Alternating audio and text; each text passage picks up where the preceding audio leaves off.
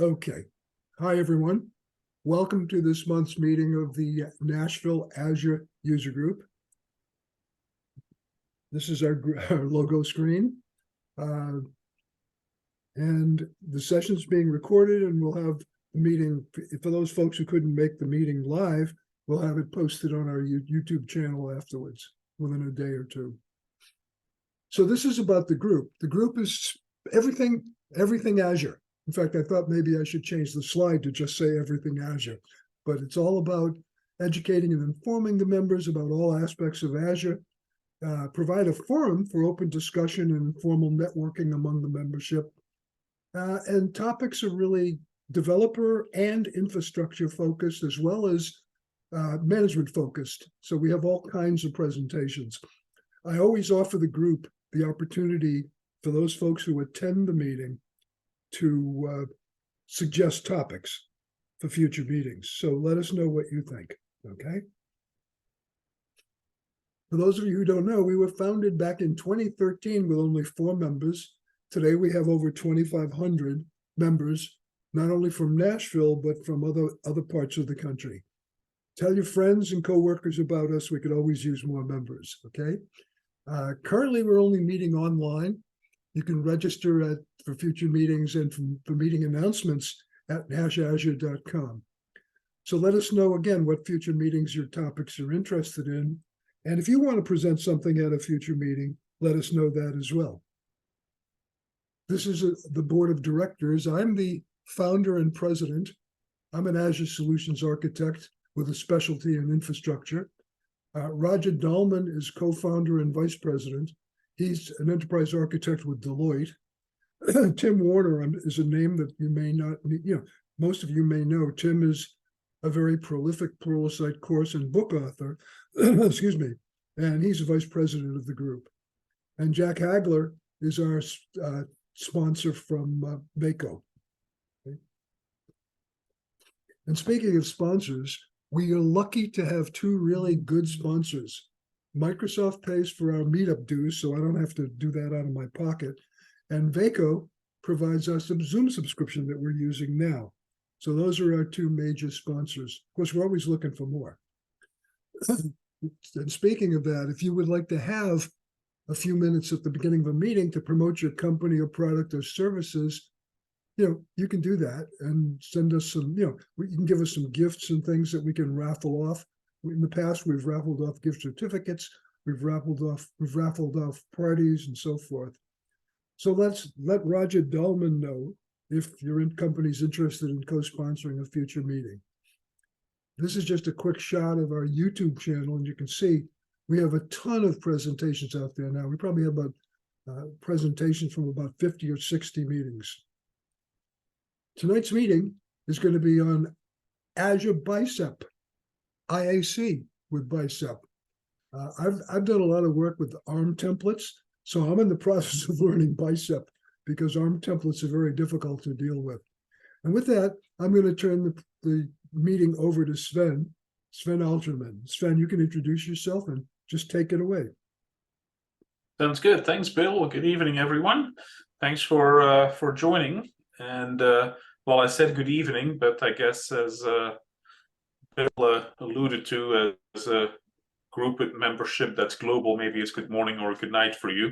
But whatever the case may be, I'm glad you could make it. And so I'll be providing you with an introduction to Azure Bicep, which is a language, a templating language to develop Azure infrastructure, by defining it as code. So IaC for Azure. And Bill, thanks for bringing up ARM templates and how they're maybe not so user friendly.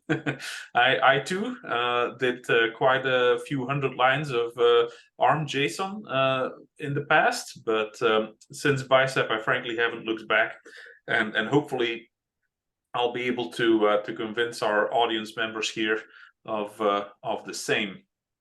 So without too much further ado, I'll just quickly tell you a little bit about myself. So I live near Nashville, Tennessee. So for those Nashville members, I am locally here. I currently work as a cloud solution architect at Microsoft. Specifically, I work with US education customers. So that's, higher education institutions, academic medical centers, K-12 customers, and then on occasion also libraries and museums. And I too, just like Bill, actually focus on the infrastructure side. I cross over a little bit into data, especially as it relates to traditional, operational, transactional databases, and a little bit into application innovation, time permitting. So talking about a little bit of Azure DevOps or GitHub and GitHub Advanced Security and so on. However, that all being said, even though I have my kind of standard Zoom background here with the Microsoft logos on them, I'm here of my own, on my own time this evening. What I'm sharing with you this evening and the things I'm saying are my personal opinion, not necessarily reflective of that of Microsoft or any of my colleagues. I've also had the opportunity to collaborate as a co-author on a few books. Those were all SQL Server related. So in a sense, you could say I'm a recovering database administrator and database developer as well. And then I'm trying to, or I have been getting back into Flight Simulator as well, something that I did about 20 years ago and was quite heavily into, and I'm getting back into it with the latest release of Microsoft Flight Simulator. So anyway, that's just a little bit about me, but I want to talk about what my plan is for this evening. And I've delivered this session a few times on in-person sessions. I think the most recent one was probably at the Atlanta Cloud Conference, which has been a few months ago now. And I try to kind of do it workshop style, and I don't necessarily say, hey, grab your laptop, get out your laptop, and let's go together. Maybe not quite like that, but I'm hoping that some of you won't be too shy and will come off of mute and kind of help direct based on what it is that you would like to see and learn about how to do things with Bicep or infrastructure as code, in a broader context. And then we'll try and see if we can work that into what I'm going to show. I have a plan for some demos, but frankly, there aren't really too many slides here. Just a few to get us started, and then I'm going to jump into code editing. I'm going to go ahead and also let's see here, keep an eye on the chat, as a matter of fact. So make sure that if you have a question, there aren't too many live attendees here, at least at the moment, so feel free to just come off mute if you can and ask your question out loud. But I also have, like I said, my eye on the chat, and I will be watching that as well.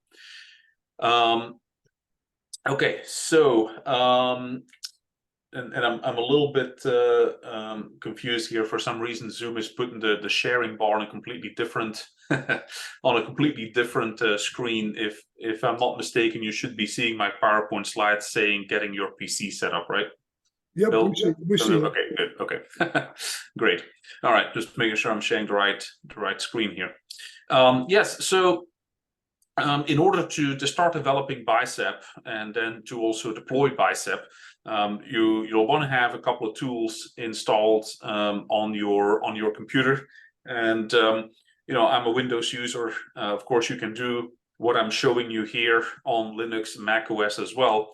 But for those of you who are fellow Windows users, recently I've taken to using Winget, which is essentially the command line interface for the Windows Package Manager, to install and keep up to date most of my tools, especially development tools.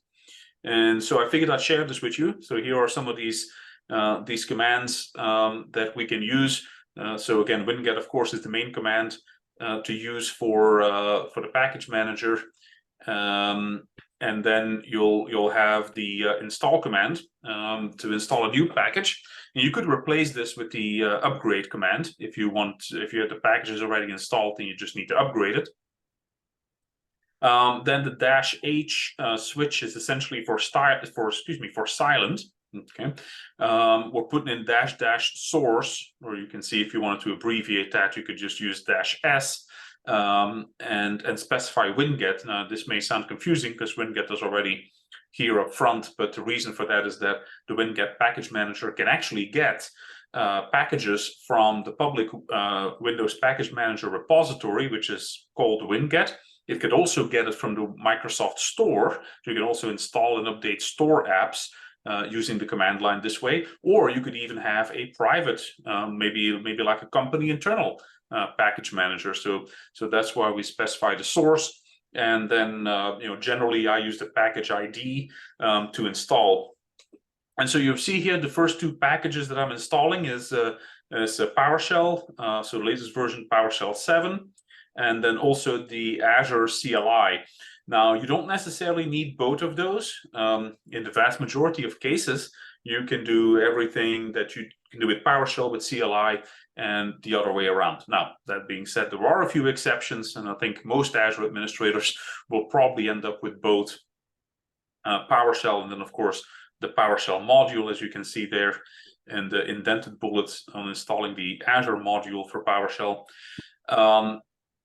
But so either one of those two for what I'm going to show you this evening are going to be sufficient. And as a matter of fact, I'll demonstrate, how you can deploy a Bicep file using both PowerShell and the Azure CLI.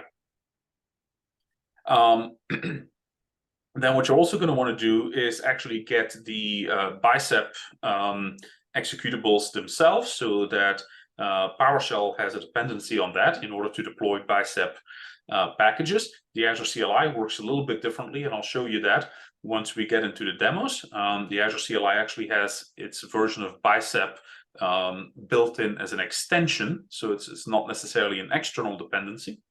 But so again, for PowerShell, you will need the Bicep tooling. So that's just Microsoft.bicep.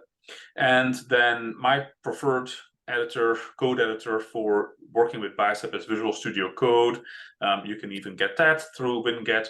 Now you can see here the command's a little longer because there's a couple of extra overrides. Technically, you don't really need those, but it just, in my opinion, configures it, in a way that is appropriate for most of us who are going to be using Visual Studio Code for the kind of development that we would do for infrastructure as code. Now, when it comes to Visual Studio Code, you'll probably also want to get the Bicep extension, and I'll show you that once we get into Visual Studio Code. So speaking of which, so Visual Studio Code is actually one of the ways in which you can deploy a Bicep template directly from within your editor to Azure. Now, that's probably not the most common way that you would do that.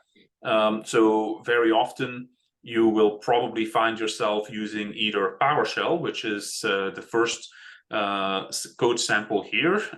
So using either the new AZ resource group deployment or the new AZ deployment commandlet. And, in the very simplest format, you would specify a template file, which will have the Bicep extension as an argument.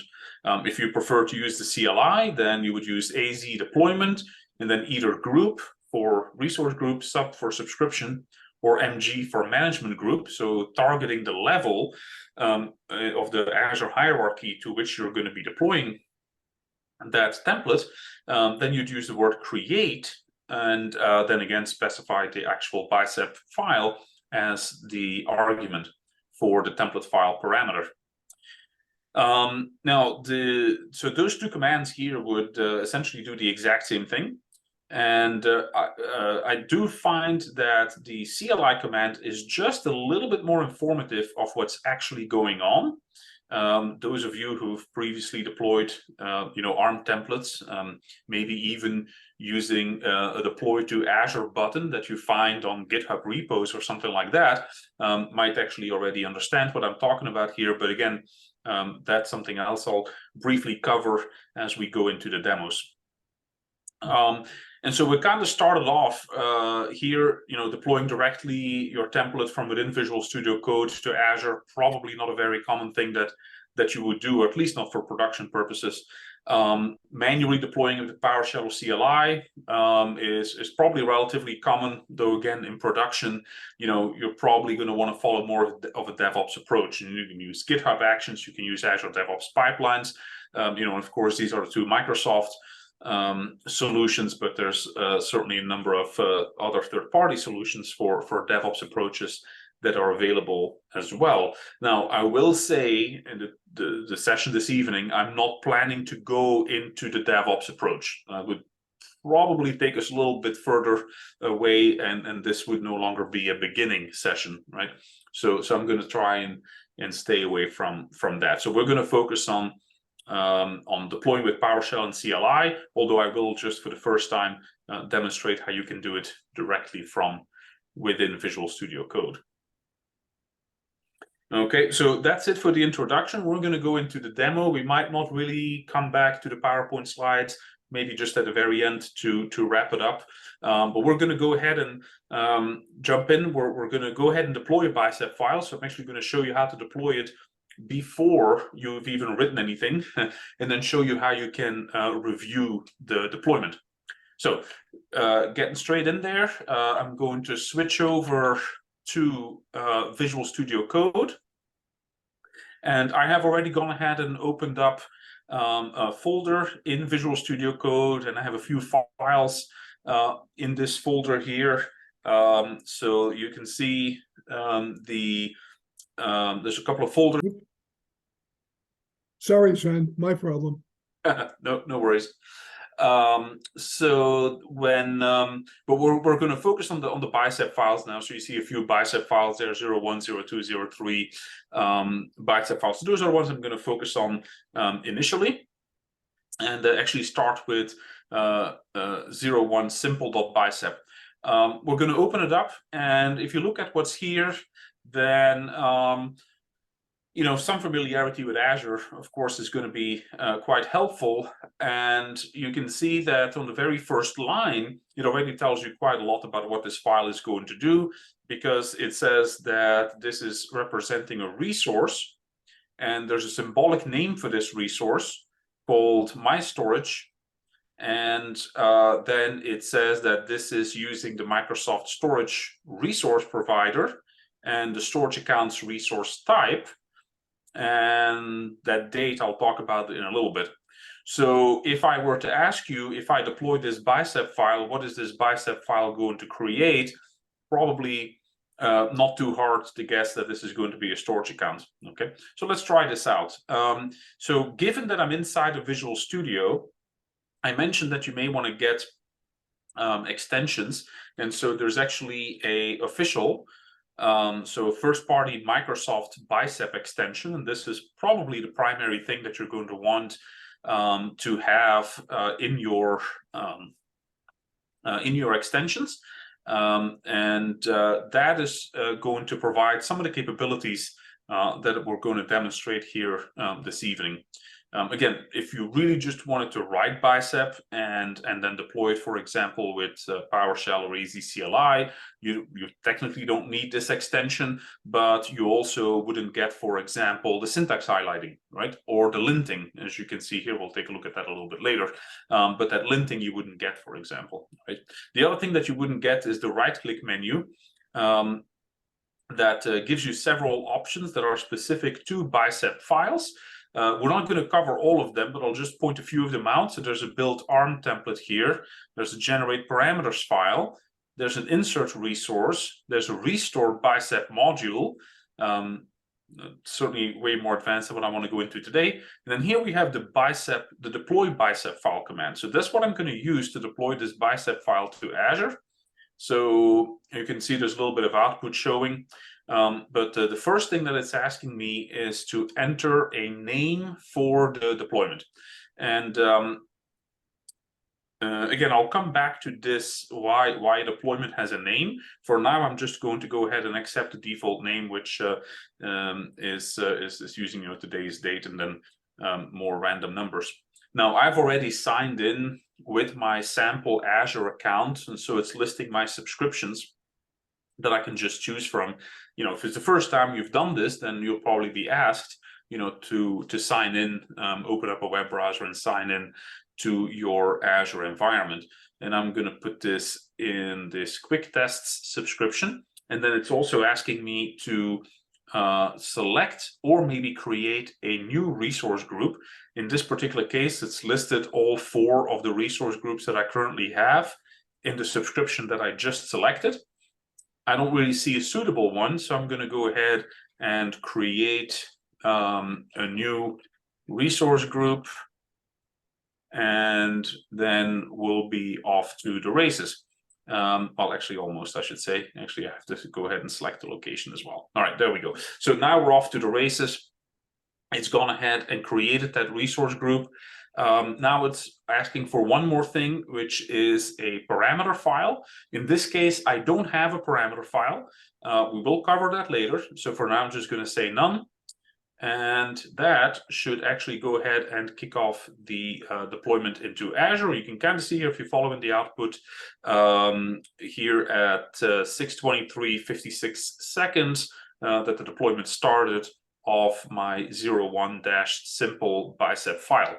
And it also shows me a link where I can see this the progress of this deployment in the portal. So I'm going to go ahead and copy this link. By the way, you could click on it certainly, or control click on it actually, but because I don't want to open it in my default web browser, I'm copying it and I'm going to explicitly paste it in the web browser that I want to use.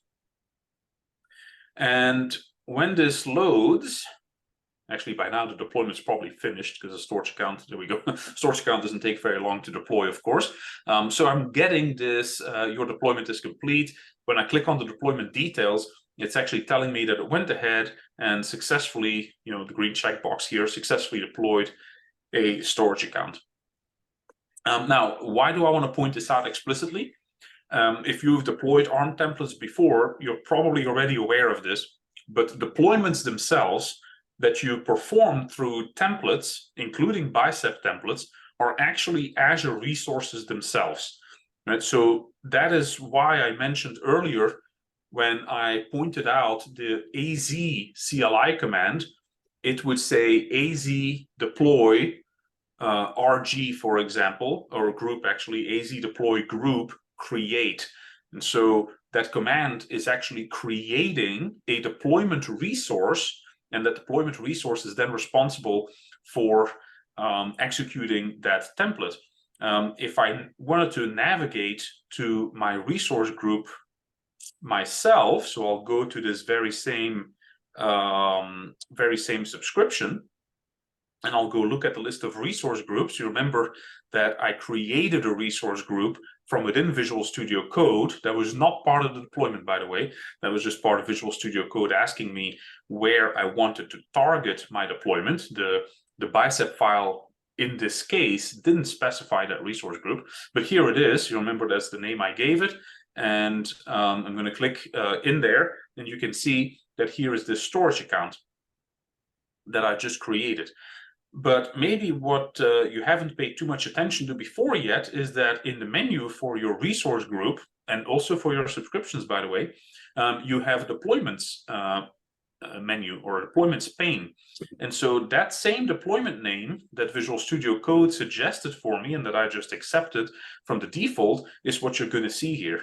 And so, this tells me, for example, how long the deployment took, and I can click through on this and actually come back to the same screen that I got to when I copied and pasted the link from the Visual Studio Code output.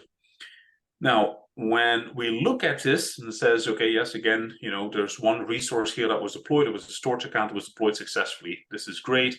Gives me the context of the subscription and the resource group to which this was deployed. All fantastic. But I can go even further, and I can actually look at the template that was used to perform this deployment. So I'm going to go ahead and pull up this template.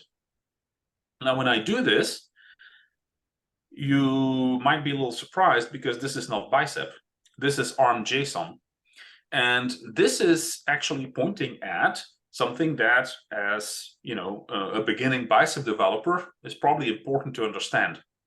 The Azure Resource Manager, right? The collective set of infrastructure that actually performs deployments of Azure resources doesn't understand Azure Bicep. right? Azure Bicep is what we refer to as a domain-specific language, and it was created to be human writable, human readable, human maintainable, but it was not designed to be used by the Azure infrastructure to perform those deployments. The Azure infrastructure still uses, and probably will continue to use, the JSON format. And so in the background, right, something we didn't even see this explicitly happening, right? It didn't really say that it was doing this, but it took my Bicep file, and it being Visual Studio Code in this case, took my Bicep file and converted it to ARM JSON, and then submitted it for deployment to the Azure Resource Manager. And so that's why the Azure Resource Manager will spit out this JSON. Okay. Now, if you wanted to compile this Bicep into JSON before even attempting to do a deployment, you can absolutely do that. So one of the other options when you right-click here is Build ARM Template. And so this is going to give you the JSON file. So when I do that, I'm going to build this ARM template. You can see here it just spit out 01 -simple.json. And when I open that up, here is the file. Here is the JSON file that is essentially equivalent to what I'm going to be deploying if I were to deploy this again. Okay, so that's an important concept, right? That yes, you can go look back at your deployments, and you can pull up. Oh, went back one item too far. You can go pull up what the template was, but the template is always going to show JSON.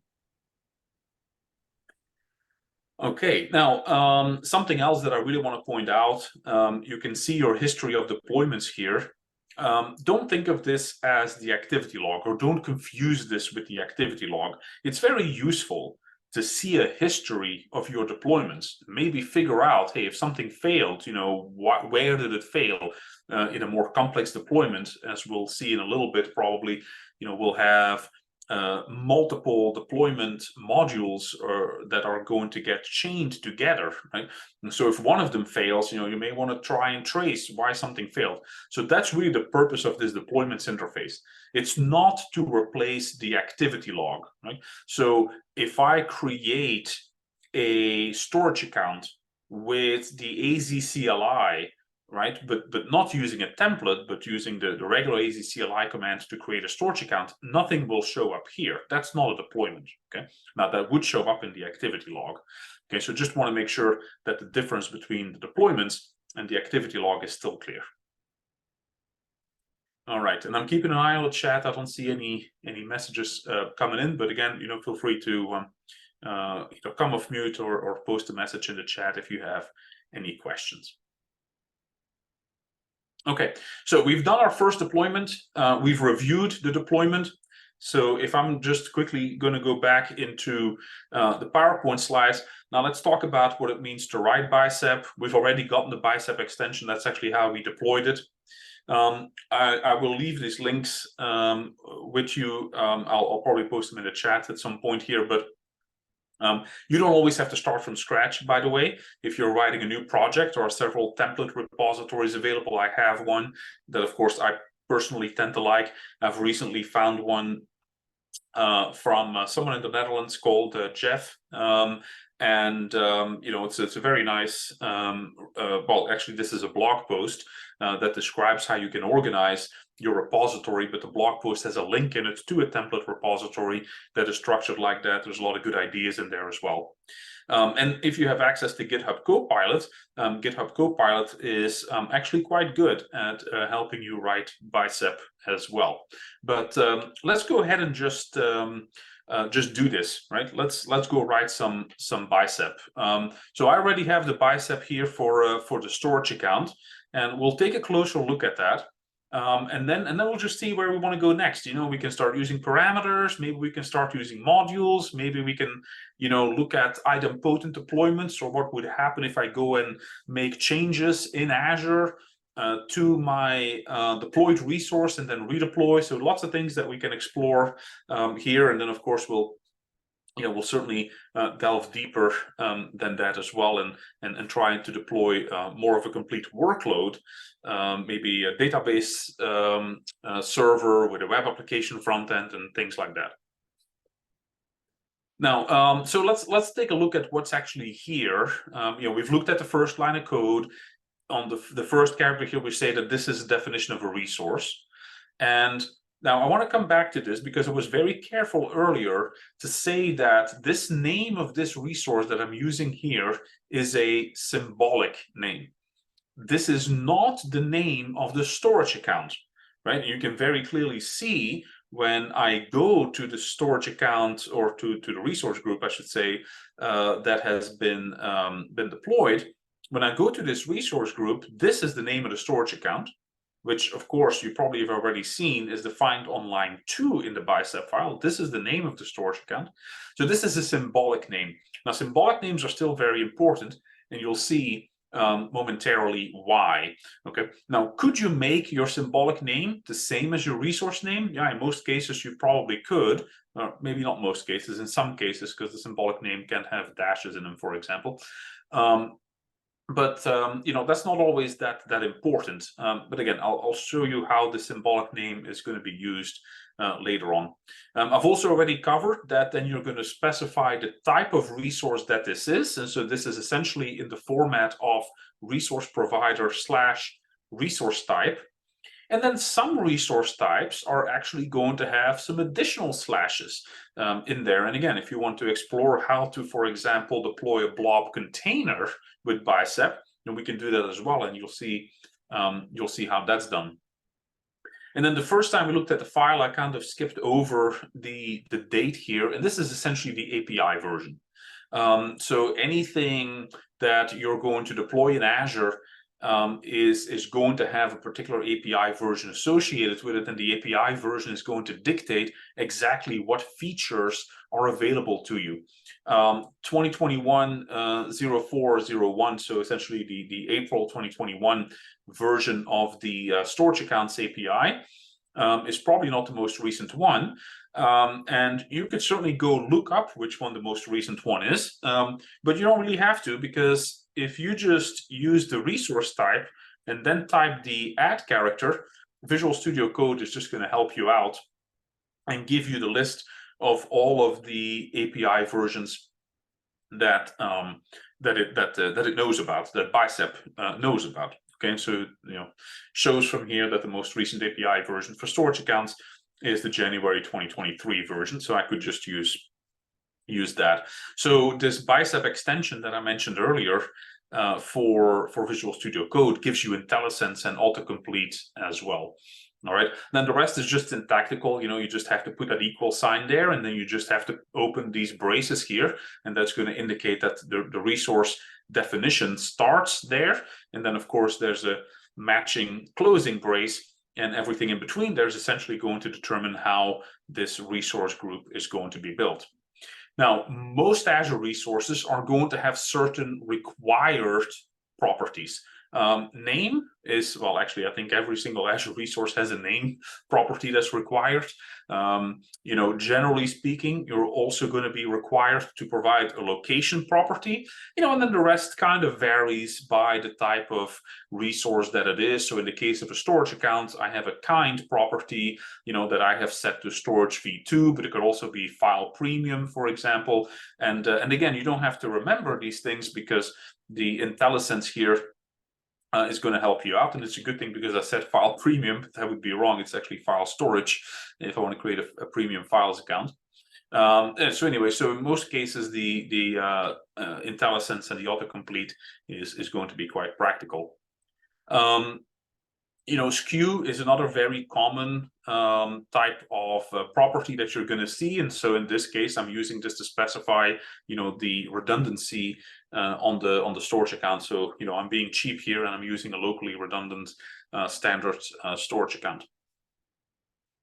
Now, so that's pretty much what covers here, because yes, I do have a properties object here as well, but you can see it's blank, you know, just opening and closing. There's nothing in there that makes a difference. I might as well have left it out.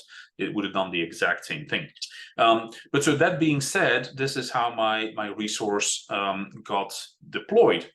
But I can go in here and I can make some changes, right? You know, often when we deploy Azure infrastructure, especially, you know, as we're developing, this might be an iterative process.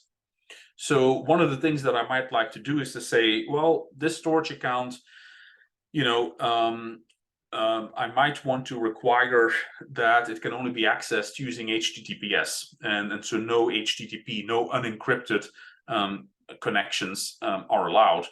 And again, I don't really have to know a whole lot about the specific names of the properties that exist on this storage account. If I can kind of make an educated guess as to what it is, I can probably find it through the IntelliSense here. And so I'll say, okay, supports HTTPS traffic only. Sounds pretty close to what I want. By the way, there's also a pop-up here that gives me some more implementation. By the way, the default value is already set to true since sometime in 2019. So if that's the case, right, that the default was true, then I should be able to go into Azure. I should be able to go into my storage account, and I should be able to look at the configuration of my storage account and determine that secure transfer required. Yes, I know that technically doesn't sound like it's the same property, but it is, right? And that's set to enabled. Okay. All right, so that makes sense, right? It was the default true, but now let's say that I want to go ahead and set it to false. So I'll go ahead and do that. So supports HTTPS traffic only false, or another way of thinking about this would be to say, hey, we'll allow HTTP traffic as well. So I'm going to go ahead and save this. Now I'm going to redeploy this Bicep file. Now I don't want to right click again and do this with deploy Bicep file. I mean, I could, but I'm going to show you how to do it from a terminal window now. And I'll go ahead and first do it with the AZ CLI. I'll be honest, I actually prefer PowerShell. So I'm going to show the AZ CLI first, and then I'm going to move on to using PowerShell from then on, probably. All right, so I'm going to wait for my terminal to load here. But in the meantime, I'll have you think back to what you saw on the slide. So the AZ CLI command is going to be AZ deploy group to say that we're going to deploy something at the resource group level, and then create, and then we're going to give it the name of our template file. All right. The first thing I'm going to make sure is that I'm have the proper subscription as the active subscription set. So yes, that is the case right there. And actually, I didn't really have to do that. I cheated a little bit. I can already see it here in my prompts that this is the correct subscription. But anyway, just so you know, AZ account show will give you that information. So in this case, I'm going to do AZ deploy group create, and then I'm going to use a template file argument. And so the template file is in this directory, and so it's called 01-simple.bicep. And I am probably going to have to specify the name of the resource group. Now, I don't like to type very much, so I'm going to go ahead and copy the name of that resource group. It also prevents me from making silly typos that cause failures. Back to Visual Studio Code, paste it in there.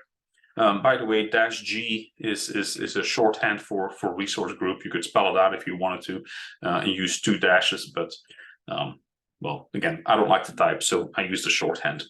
And if I remember the command entirely correctly, then this should kick off this deployment. Now, this is going to actually, oh, that was not right.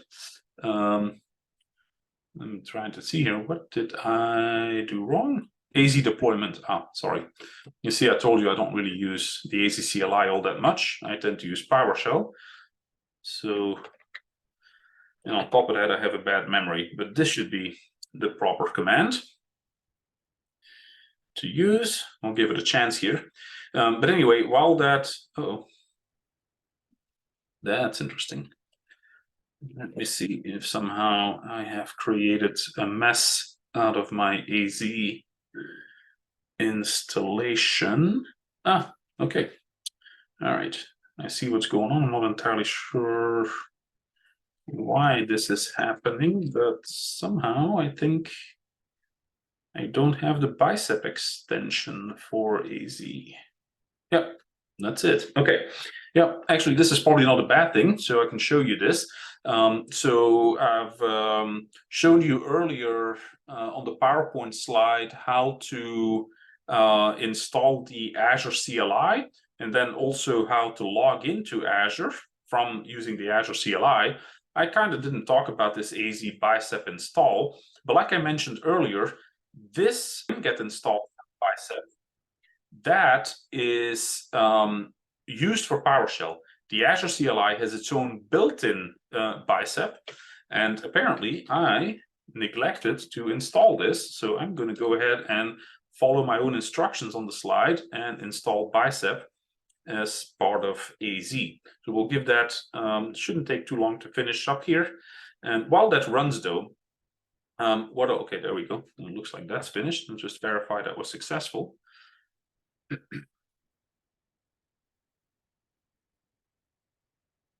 Okay, still not. All right, so I might have at some point done something wrong to create an issue with my installation of the AZ CLI.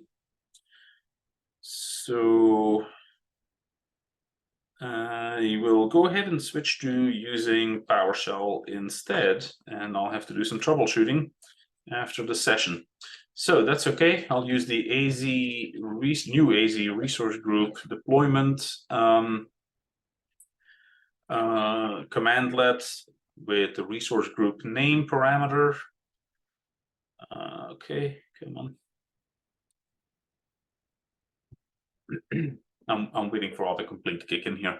And then I'll go ahead and finish typing that command. Anyway, what I really also wanted to point out while the deployment was, oh, it's a bit too much.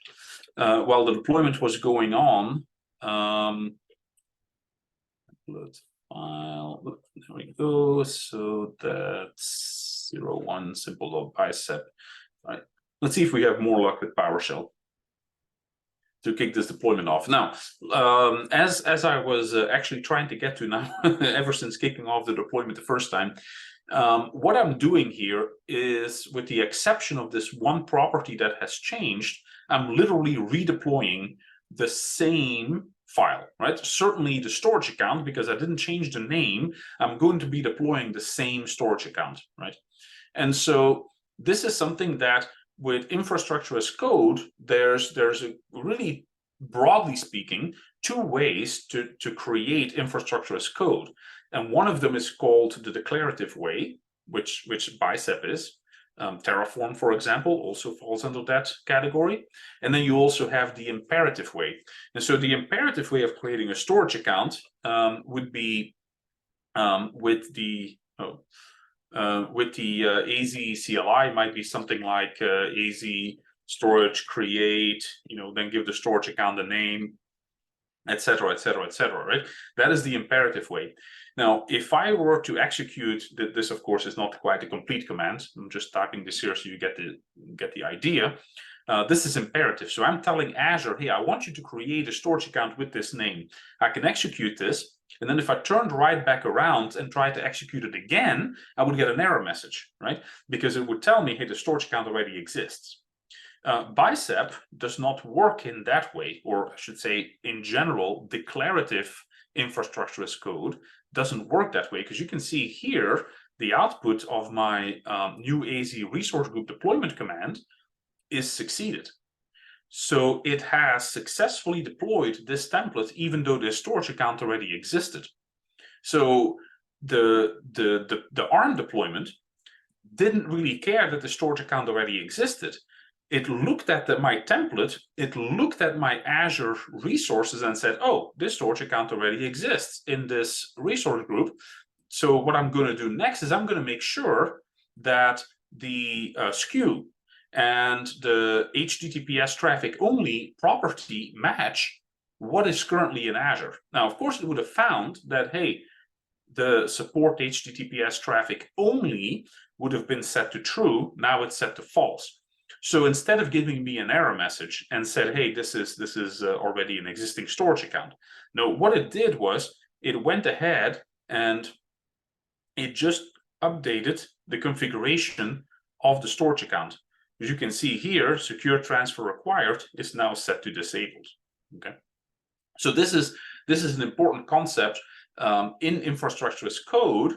With this is a general truth, right? There's always some exceptions, but generally speaking, with a declarative approach like Bicep, you're going to find that those deployments are what we would say is cumulative, or in this case, in the case of ARM, it actually calls it incremental, and so it's not going to complain about the fact that a particular resource already exists. When possible, it's going to adjust the configuration of the resource to match what's in your template.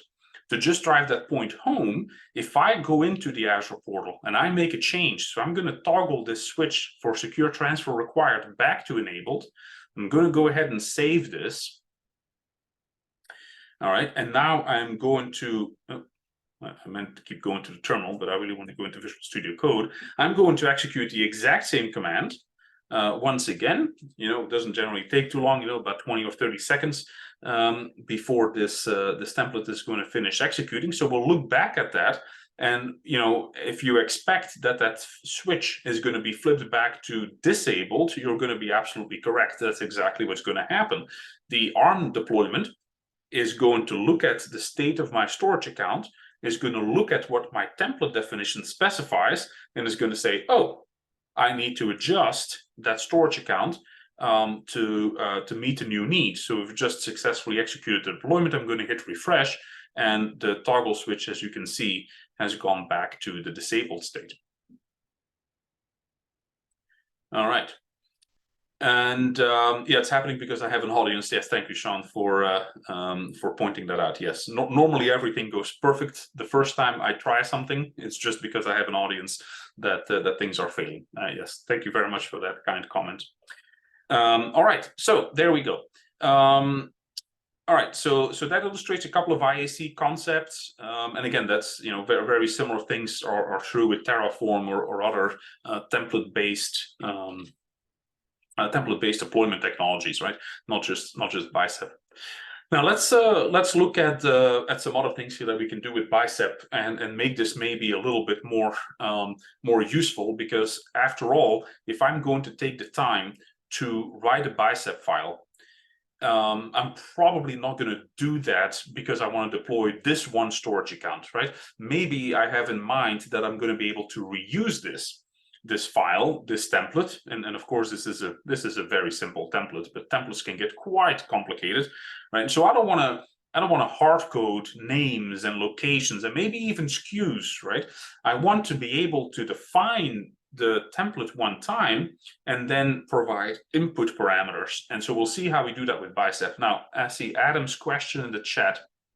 When you do the incremental and you need to troubleshoot a change, if it was done by accident, is that logged within the deployment history? That's a great question. Adam, no, the deployment history would not show you what I just did, flipping that switch from enabled to disabled and back. It's not going to show me this here. As a matter of fact, because I didn't, let me actually take one step back here. So we've done the deployment at least 3 times now, right? Maybe even 4 times. I can't remember exactly. And yet in my deployments, there's only 2 of them listed. That's a little suspicious. This one here, you remember probably that name was from Visual Studio Code. And again, if you look at a timestamp, you could compare that to, that's the first one we did. And then all the other ones we've done, they have just been using this one deployment resource here. So because this is a deployment resource, if I deploy something with the same name, it's just going to override the existing deployment with that name. Now I'm going to show you how you can avoid this from happening, or at least if you want me to go into that direction, I'll happily show you that. But if I look at this deployment, okay, I can look at any input parameters. Well, I didn't have any input parameters. Any outputs? Well, I didn't have any outputs. I can check the template, and I can certainly see here that I told it to flip this thing back to false, but it's not actually telling me in the deployment that this was set to true and it set it back to false. That is not what deployment is for. Now, the activity log should show me this. So if I go to the activity log, so the most recent deployment would have probably captured that, let's see here, property supports HTTPS traffic only, has been updated from true to false. Okay, so that will capture it. So again, the activity log is really where you want to go to find out, hey, what happened in my environment, right? The deployment history is more to help you troubleshoot if something goes wrong. How can I find out where it went wrong? And again, we don't have input parameters now, but we will in a moment. And I can see, well, what was the input parameter? Because maybe something went wrong. Because very often what you're going to do in a significantly complex deployment where, like I said, deploy a whole workload and not just a single storage account, you might use the output from one module or from one file, right, as the input in another one. So you're going to want to be able to kind of trace that. And that's really what the goal of this deployments history is. It's not an activity log. Okay, so two distinct purposes. So hopefully, Adam, that answered your question about that. Let's see. So I'm going to go back here and now, like I said, I've taken some time here. I wrote this Bicep file. I've deployed it. I guess it works. So I'm kind of happy about that. But remember, storage accounts especially, they have to have globally unique names. So sure, I can execute this deployment as many times as I want to, but the only thing it's going to give me is that exact same storage account in that exact same resource group, and that's it. So I may want to be a little bit more flexible. Also, the keenly eyed amongst you have probably noticed that I have this squiggly line underneath the location value. And if I hover over that, it's telling me here that a resource location should not use a hard-coded string or variable value. It says, please use a parameter, an expression, or the string global.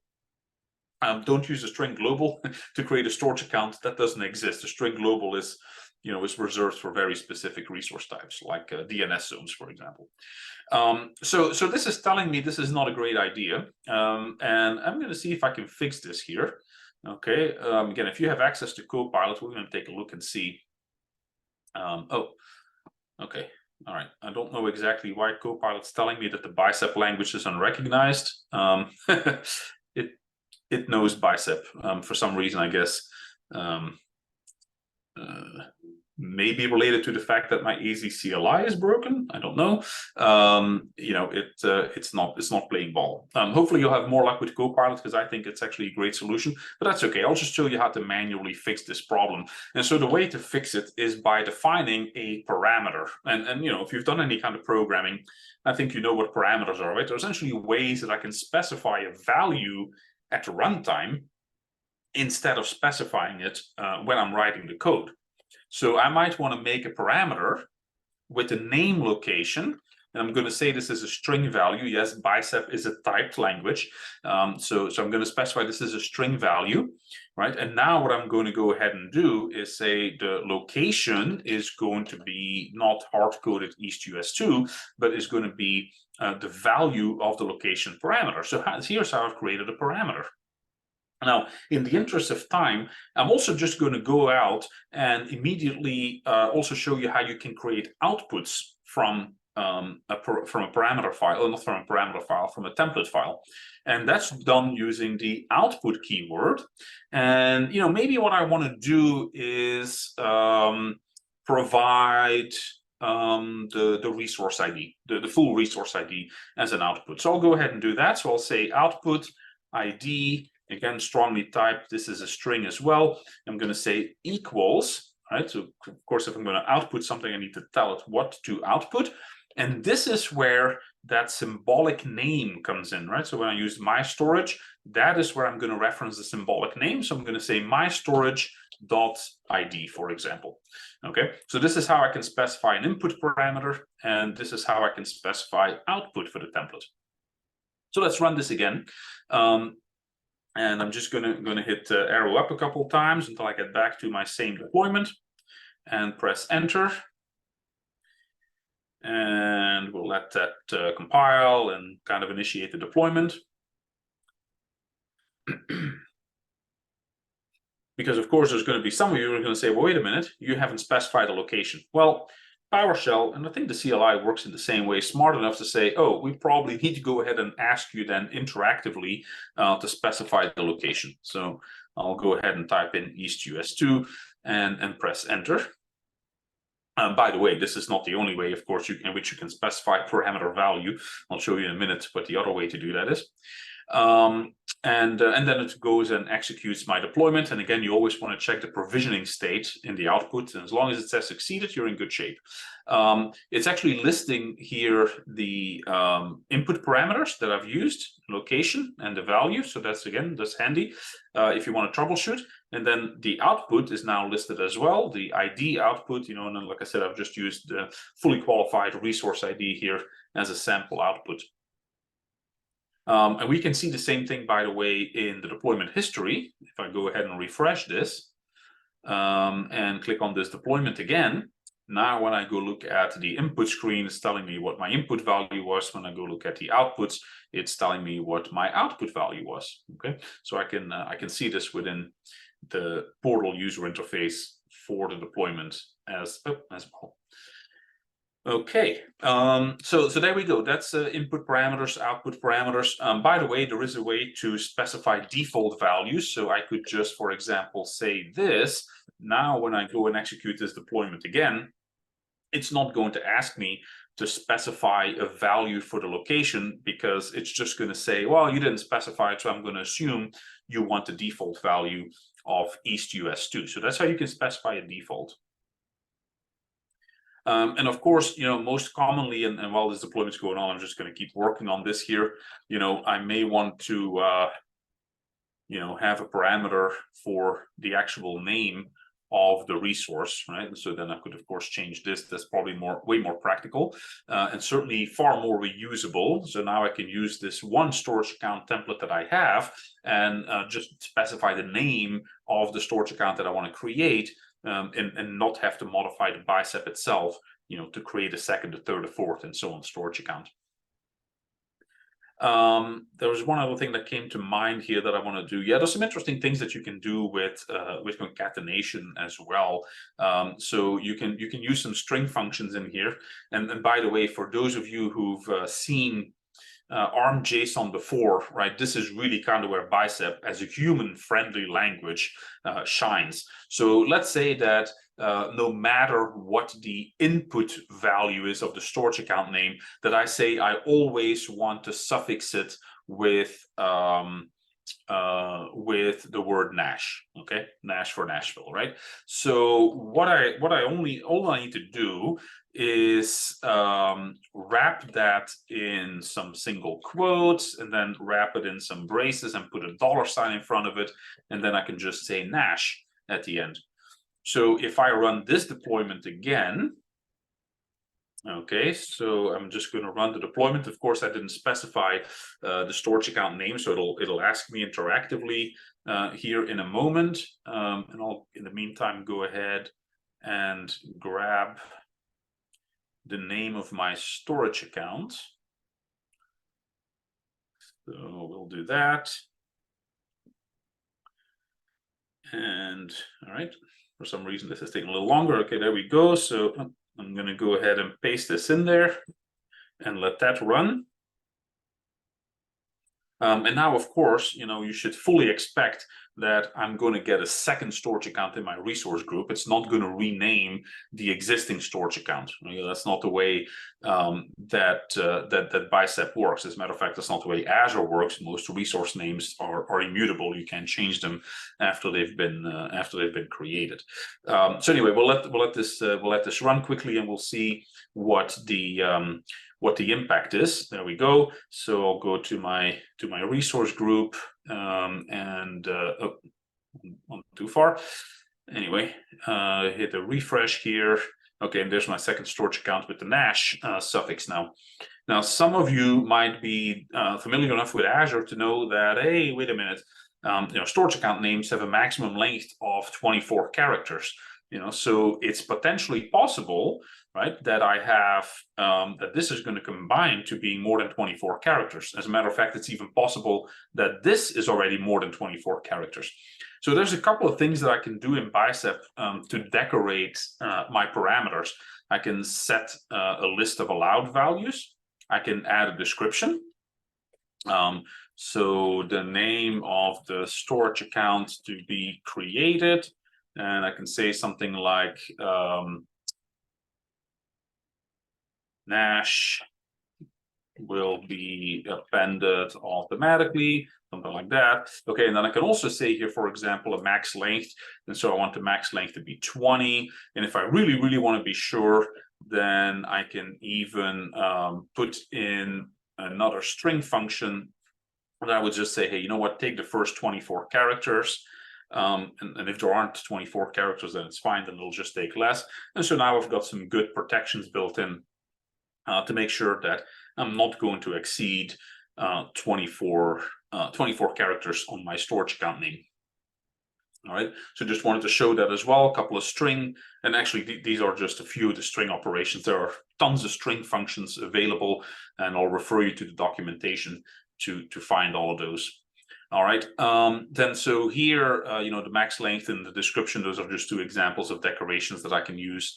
The max length, of course, will actually affect what happens during the deployment. If I were to specify a parameter name longer than that, the deployment is going to fail. The description is really just meant for documentation purposes. It doesn't affect what the deployment itself is actually going to do.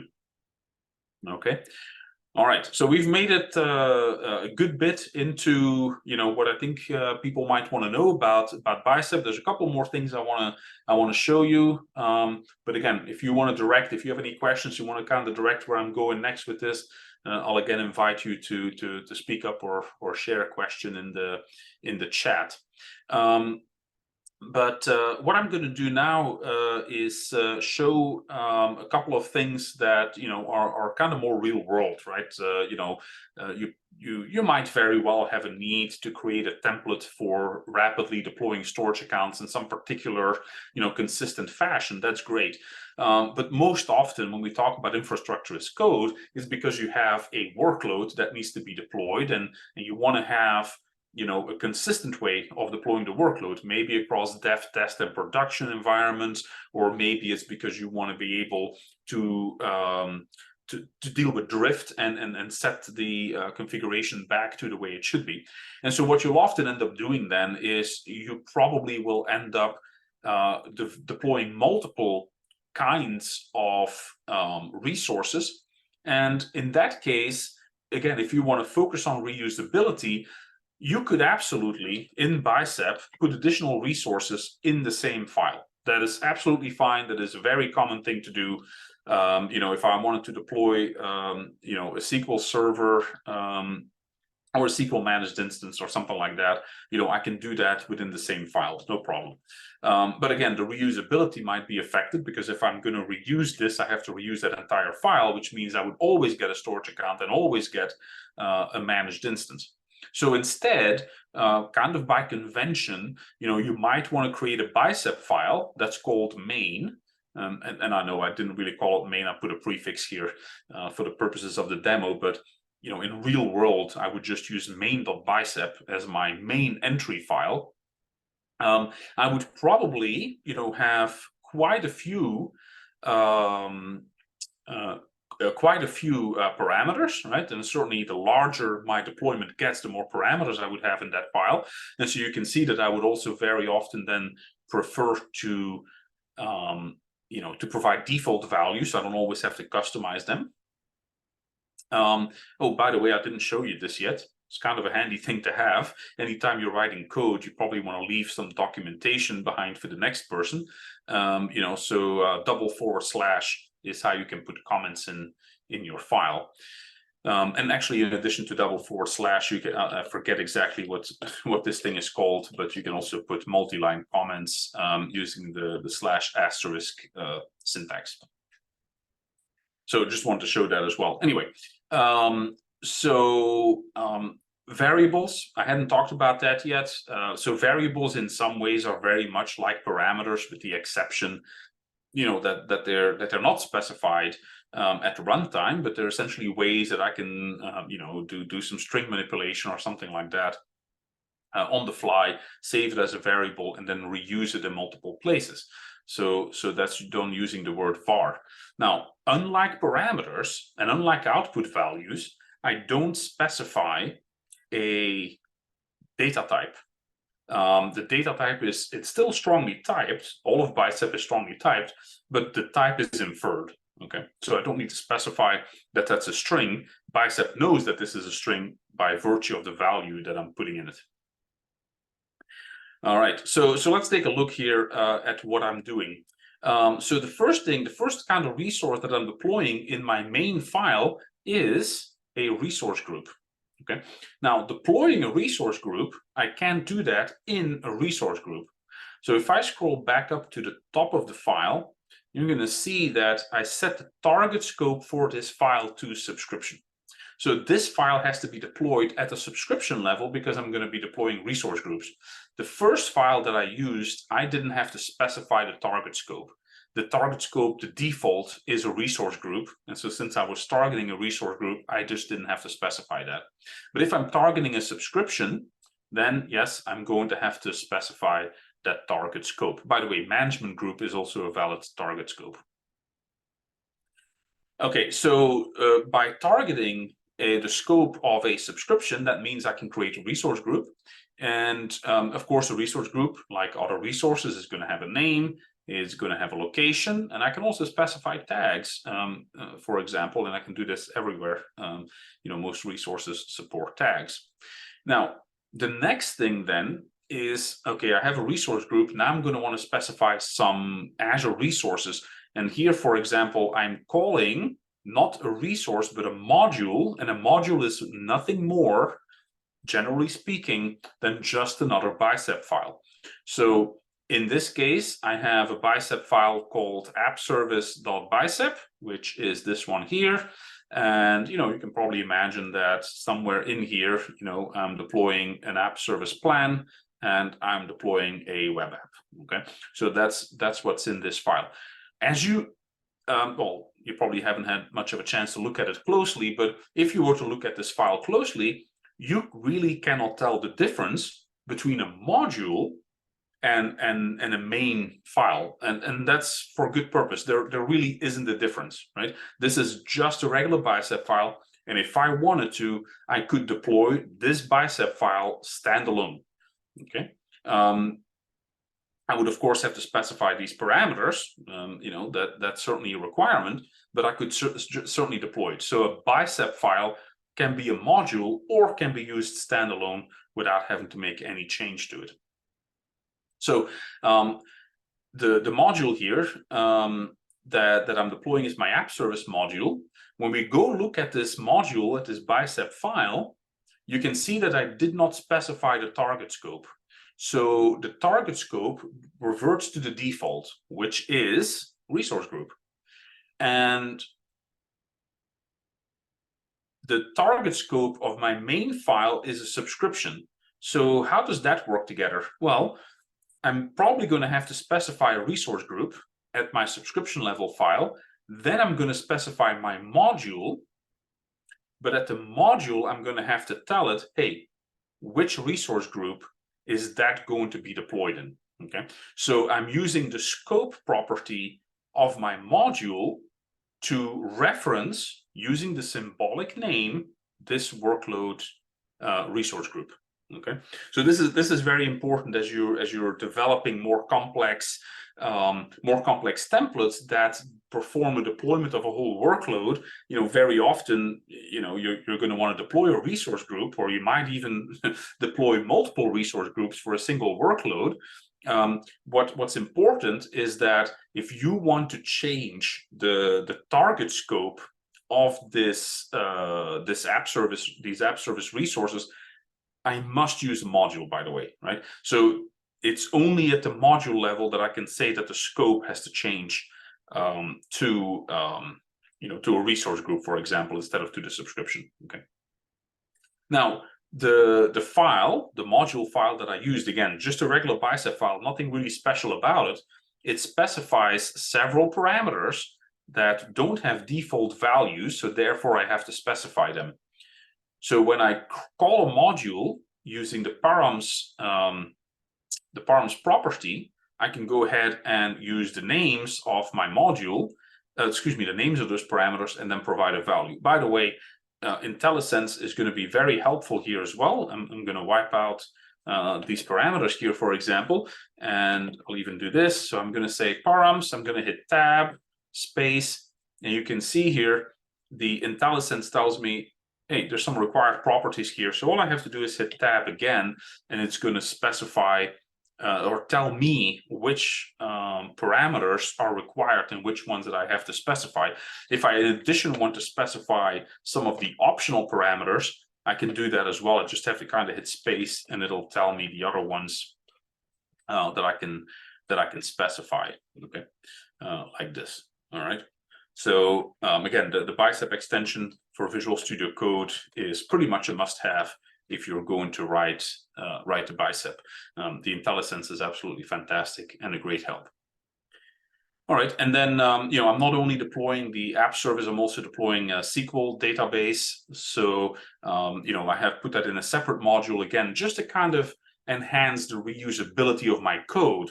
Right, I may not always want to deploy a SQL database when I'm deploying an app service or vice versa. So I've created two separate module files, one for SQL and one for app service. And then I can combine them in my main file. And I don't think I actually have done it here. But if my app service file has outputs, which I think I put it in here, yeah. So here, for example, I'm outputting the URL of my app service. If I needed to use that URL in the next module, I can chain them together. Now I'm gonna make this up, of course. So I don't really have a need for this, but let's say that I wanted to have an application URI as a parameter in this SQL module.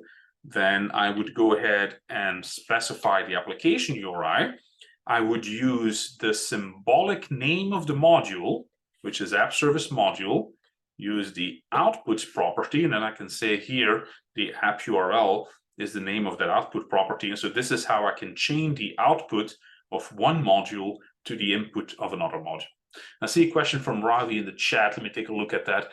How would you compare this to Terraform? On the surface, other than strong typing, the structure looks very similar to Terraform. Yeah, that's a great question, Ravi. Thanks for asking. Yeah, you're absolutely correct. So there's definitely a lot of similarities with Terraform. The way that I think of it is that conceptually Terraform is just declarative IaC, just like Bicep is. So that's why you're seeing both behaviorally speaking and I guess just in terms of the language definition, it all looks very similar. So what are some of the differences? So we have to dig a little bit under the hood. So for example, one of the things that Terraform does, and I'm not expressing a value judgment here, right? I'm literally just saying that these are the differences. One of the things that Terraform does is it makes use of a state file. I think anybody who uses Terraform knows this. When you do a Terraform apply, it's going to create a state file that contains the a representation of the resources that it had just deployed as part of that Terraform apply. If you then go make a change to your Terraform code, you run Terraform apply again, one of the things that Terraform is going to want to do is compare the state file to the current state of the resources in Azure. Okay, so that's just conceptually a difference. And again, not saying whether that's good or bad, or indifferent. That's just one of the ways in which it is. Now, there is a side effect there that I think anybody using Terraform really needs to be aware of, and that is that state file can contain secrets, right? So if you use Terraform, for example, to deploy a storage account, one of the things that you're going to find in that state file is the account key or actually both account keys for the storage account. So you have to be really careful that you keep your state file in Terraform well protected, because if that somehow leaks, then you could have a serious problem on your hands. So just be aware of that. That's a major difference in the way it works. The other difference in the way it works is that Terraform doesn't get compiled into ARM.json. Terraform gets compiled into individual Azure API calls to the Azure individual resources. And again, there's just a different approach. So even though Terraform itself is absolutely declarative, from Azure's point of view, what Azure sees happening is actually imperative. And so that means, for example, that when you do Terraform deployments, they're not going to show up here like they do with ARM deployments. Now, again, whether that's good, bad, or indifferent, I'm not expressing a value judgment on that. That's just one of the ways that Terraform is different. And of course, the other big difference is that, as a language, Terraform is agnostic to the kind of cloud that you target. You can certainly target Azure. You can even target on-premises resources or resources in other cloud providers with it.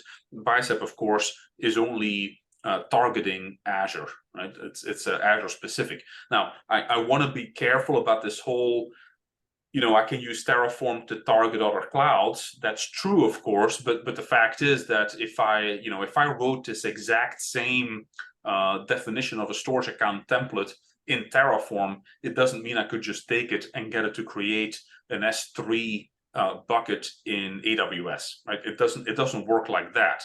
Now, I'm not saying there aren't any benefits. If you're in an organization that has resources in multiple clouds, certainly benefits to using Terraform from a consistency perspective. But it's not like you can take a Terraform template designed for AWS and run it in Azure or vice versa. It doesn't work like that. So Ravi, hopefully that answers your question. There's probably a couple more differences that we could talk about, but these are kind of the ones that come to my mind. Let's see, follow-up question from Ravi. How does Bicep manage state and rollbacks on deployment failure? Yeah, that's actually where you're going to find the difference, right? So I mentioned that Terraform uses a state file. Bicep doesn't. So how does Bicep manage state? Well, the answer is it doesn't. Remember, Bicep, first of all, right, is just an abstraction language. Okay, so really we're talking about ARM templates, right? And so ARM templates don't manage state. The state is Azure itself. So the Azure Resource Manager, again, the overall infrastructure that manages deployments in Azure, that Resource Manager is the state management file. So there's no state file or some secret storage in Azure where that's being tracked off. It's the Azure Resource Graph itself is the state. And so then when it comes to rollbacks on deployment failure, there isn't really a concept of a rollback in ARM.json, right? And again, Bicep, ARM.json, we really need to think about ARM.json when we think about what happens in Azure. So there isn't really the concept of a rollback. So if you have a deployment failure, you could certainly have, let's go back to this example here of this workload, right? So in this particular example, I'm deploying two modules, and I think each of these modules actually have two resources in them. So in total, if I were to execute this, I would have actually 5 resources deployed. I'd have the resource group, I'd have the app service plan and the app service, and then I'd have the the SQL server, and I'd have the SQL database. And again, this is kind of going off of memory, that's what's in these modules, but I'd have those 5 resources deployed. Now, it's entirely possible that I deploy my app service and then I try to deploy my database server, my SQL server, and something goes wrong, right? What does that mean for the deployment of my app service? And the answer is that app service is still going to remain deployed. So the deployment, in other words, long story short, is that the deployment of an ARM template is not atomic. Right? So it's not that it fails as a whole unit or succeeds as a whole unit. It's entirely possible for 99% of your ARM template to successfully deploy and one of the resources to not deploy. And then you'll see that in your deployment history, that some of it failed. Most of it succeeded. Okay, but then again, specifically answering the question on the rollback, there isn't really the concept of a rollback. Now, of course, with source control management, for example, you could roll. You could go back to the prior version, let's say, of your ARM template or your Bicep file, and redeploy that. That's certainly an option. Okay, but yeah, Ravi. So hopefully that provided the additional detail that you were looking for.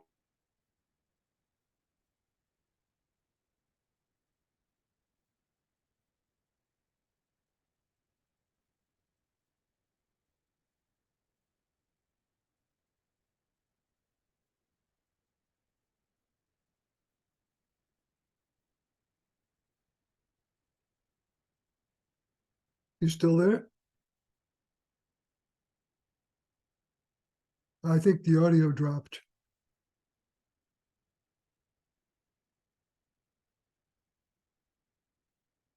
Sven, are you still there?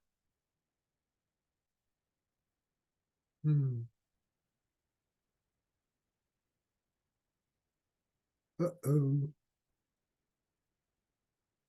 Sven, we cannot hear you. Yep, sorry, I'm not entirely sure what happened. I guess You're back. You're back. Zoom thought the presentation was over, I guess. Anyway, let me go ahead and get back here. So I think I was just saying that for those of you who want to see this workload being deployed, kind of look at what that looks like.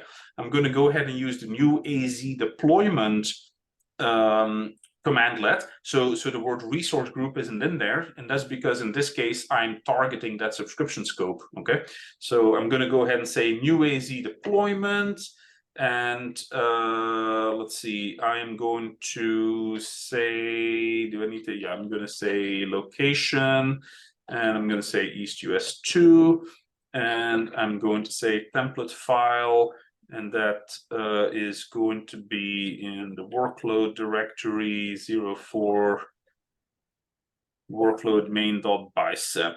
Let's see, I think that's probably all I have to provide here, but well, actually there's a couple of parameters that I'm going to have to provide values for. We'll just deal with that when they come up. But I think for the minimum that I have to specify for the commandlet, that's going to be it. So let's take a look. Yeah, I got a couple of warnings here, by the way. I'm pretty sure this Bicep is far from perfect. If we had some more time, I'd explain to you where these warnings are coming from and how we could address them. But this is probably going to be the only required parameter. So we'll let this deployment kick off. But I will show you how we can keep an eye on it. So again, remember, this deployment is running at the subscription level, right? So I'm going to go to my subscription and I'm going to go to the deployments pane of the subscription level. And I should see this kicking off here. If it hasn't already, let me double check if it kicked off or if it failed. Let's see. Okay. It's probably still compiling the Bicep. So we'll give this a minute here. Let's see, let me go back to Visual Studio Code for a second, see if we can see when it starts. If I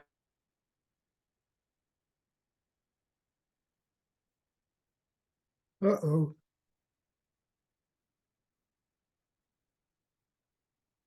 And Sven, if you can hear me, your audio has dropped out again.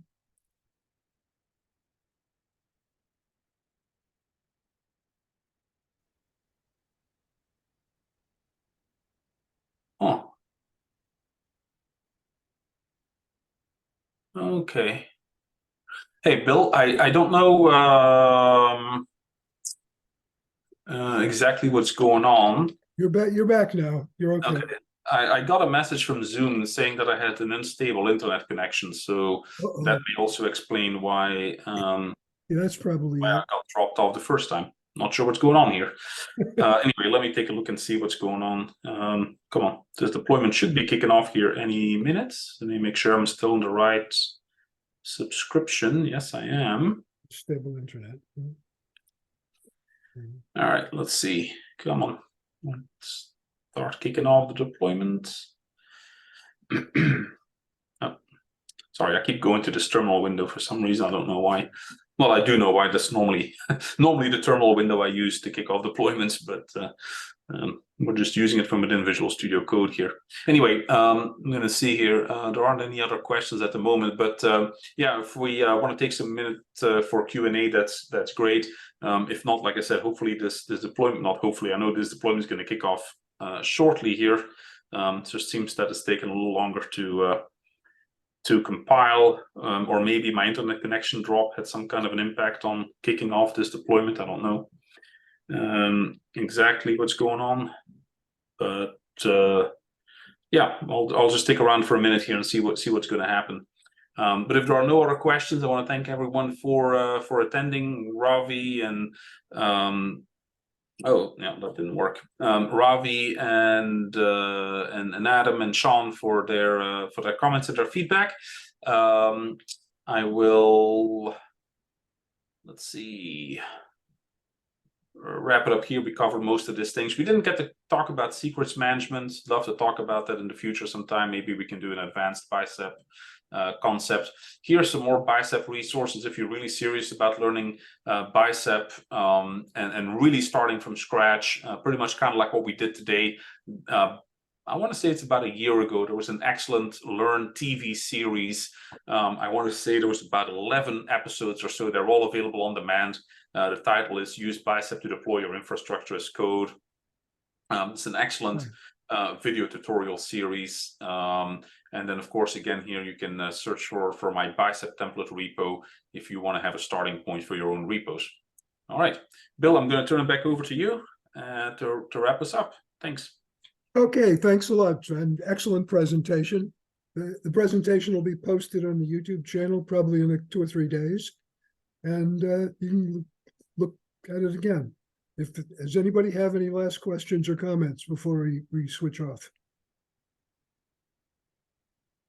Okay, then we'll see you guys next month. Take care. Bye, everyone.